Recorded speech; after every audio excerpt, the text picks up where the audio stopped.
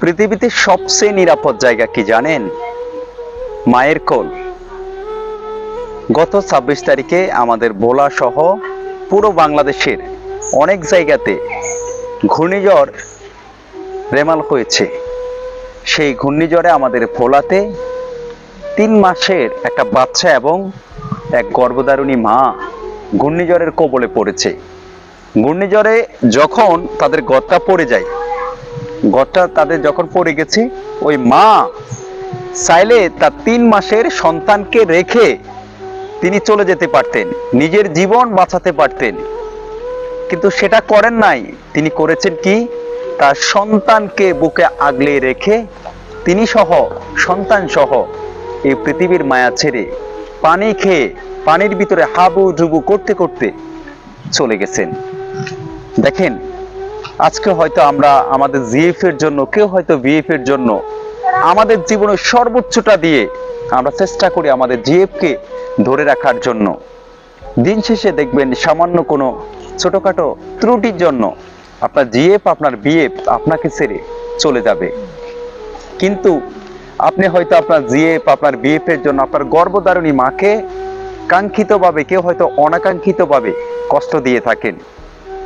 ভুল করেও কখনো যিনি গর্ভধারিণী মা, ওনাকে কষ্ট দিয়েন না। মায়ের কোলের মতো নিরাপদ আস্থা কোথাও নেই।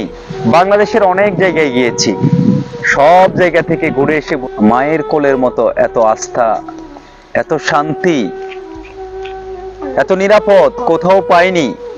সেই মাকে কখনো ভুল করে কষ্ট দিও না।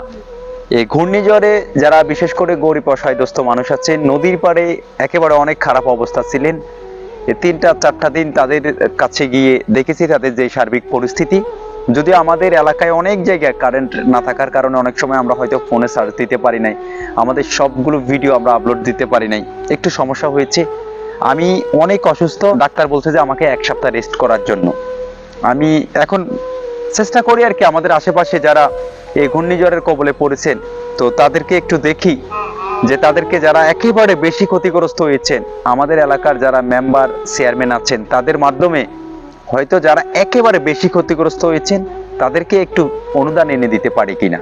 পরিশেষে যে কথাটা বলতে চাই, দেখেন, সামান্য হয়তো একটু স্বার্থের জন্য আপনার জিএফ কে, হয়তো আপনার বন্ধু বান্ধবকে আপনি খুশি করার জন্য মা কিংবা বাবার সাথে এমন কোনো ব্যবহার করবেন না। আপনার যেই ব্যবহারের জন্য আপনার মা, আপনার বাবা আপনাকে যদি অভিশাপ নাও দেয়, ওই যিনি উপরে আছেন না, তার কাছ থেকে অটোমেটিকলি চলে আসবে। ছবি কথা বলে। আজকে যে ছবিটা আপনারা এখানে দেখতে পাচ্ছেন, আর কিছু আমার বলার নেই, এই ছবিটাই কথা বলতেছে যে একজন গর্ভধারিণী মা একটা সন্তানের জন্য কতটা আস্থাময়, কতটা নিরাপদ।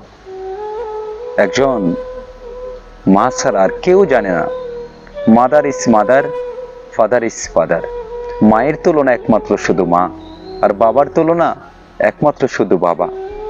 মা বাবার সাথে পৃথিবীর কারোর সাথে কম্পেয়ার, কম্প্রোমাইজ কিচ্ছু করা যাবে না, কিচ্ছু করা যাবে না।